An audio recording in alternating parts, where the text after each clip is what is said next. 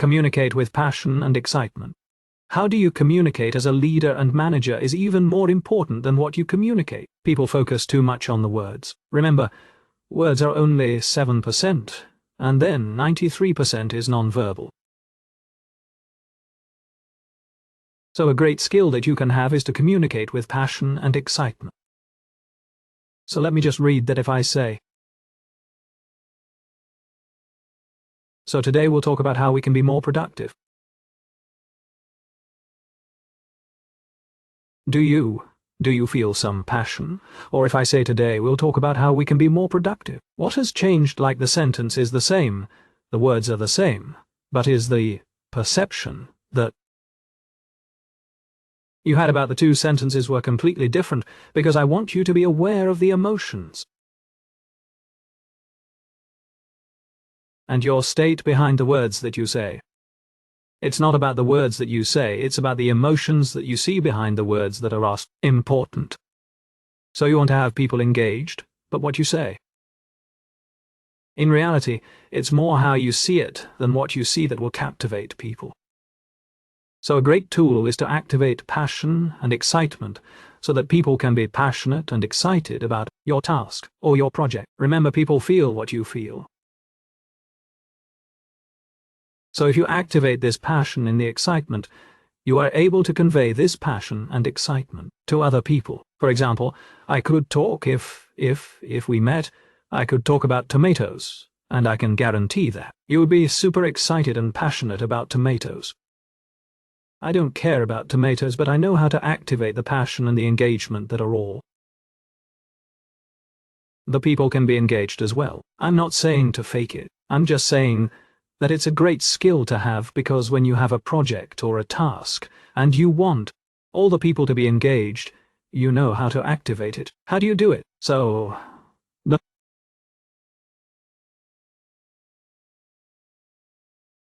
if you focus on something that makes you feel passionate and excited, how do you feel passionate and excited? If you focus on something that makes you sad, how do you feel? It even said. We have learned here that whatever you focus on is what you feel. So if you want to focus on passion, excitement, you should focus on things that makes you feel passion and excitement. So I have 2 points here that are important to help you change your focus to my excitement. The first thing that you can do is that you can make a list each day about 5 things that you are looking forward during the day. And it can be when you wake up. It can be an alarm on your phone that rings, and then you write down the 5 things that you're looking forward during the day. We want to condition your mind to think about the things that you are looking forward to. And the second point is, ask yourself this question many times during the day. What are we? What are 3 things that I'm excited about, passionate about today? When I wake up, that's the first question that I ask myself, is not what time is it? Oh my God, am I late now? What are 3 things that I'm excited about, passionate about today? Because you want to allow ourselves to feel the emotions of passion and excitement. So these 2 items here, they work really well. Make the list of everything that you are looking forward to during the day and ask yourself this question here. What are 3 things that I'm excited about, passionate? So what are 3 things that I'm excited about and passionate about? You are going to train your brain to think, to look for things that you are passionate about, no matter what they are. It's important that your brain focus on them so that you can be a more passionate and more excited person. Another great way also, for example, if you want to activate this passion and excitement, at a certain moment in time, you could change your focus to something that you are passionate about. For example, for me, it's about helping people. It's a passion that shines through me. So this morning, when I was recording the online training, I was not feeling that well. I got a negative news and I was really not feeling passionate and excited about recording this on the training. I was feeling depressed, upset, angry, sad. And this was not a great mood for me to do. Record is only training to reach thousands and thousands of people. So what I did is that I changed my focus. I say, oh, what am I passionate about with my job? I say, oh, I help people, and then my passion shines through. I close my eyes and I focus on this excitement, this passion for helping people, and this excitement activated within myself. Gosh, it's important when you want to activate dispassionate. Think about the passion that you have in your life, about the things that you are passionate about, excited about what excites you in that project, in that job, in that person. And the more you are able to activate dispassion, the more you would be able to trigger that in a few minutes with practice. For example, I could go from a state of total depression right now where I talk to you, and there is nothing I want to do, to a state of passion, of excitement, because I was able to trigger my brain and to train my body to go from depressed to excitement in a few seconds.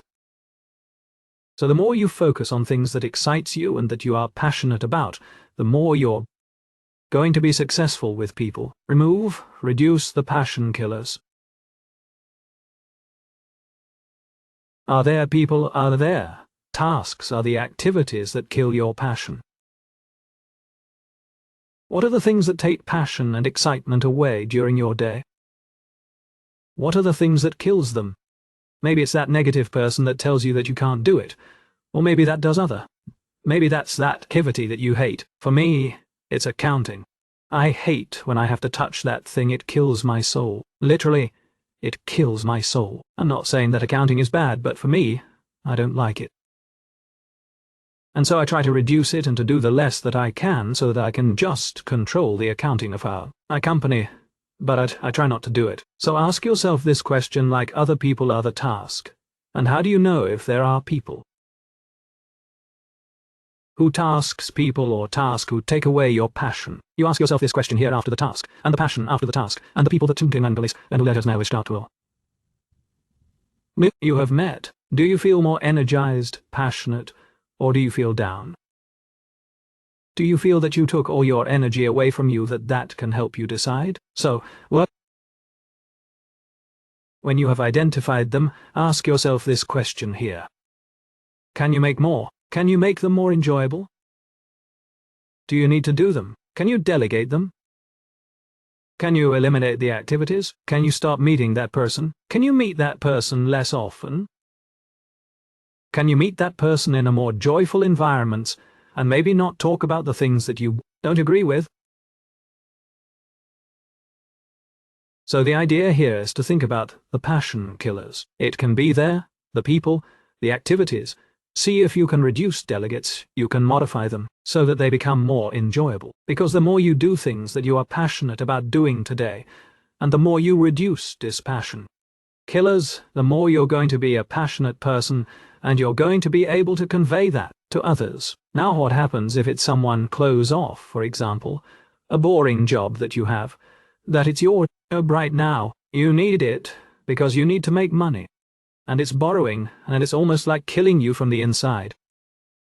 Oh, there is a boss that you hate, and you look like you're almost linked to that person. So what can you do? First thing is about trying to distance yourself emotionally so that you can leave the situation later. You could try to talk to the person and explain what happens, but most people won't understand, because taking value and energy is something that they do regularly, something that is part of them. You can try to talk to them, but it's more like their way of being, and it's difficult when you change a way of being. So you could reduce the contacts, distance yourself emotionally, and you could also interpret their things that they do in the opposite. For example, let's say that there are negative people. You could ask yourself, you could tell yourself, okay, this person had a negative behavior. How would I have acted in that situation? Oh, I would have acted positively. How would I have acted? Okay, I would have done that instead of that. And you can build in your head the blueprint for how you want to communicate with people based on the negativity of people around. But that works to a certain extent. It means that you can't do that for a few years. So maybe sometimes it's better to talk to them and then maybe try to modify the situation or extract yourself from the situation. Also, It's great, for example, to see that as a learning experience. If there is something that is like killing your passion, try to be a stronger person to have the passion from within.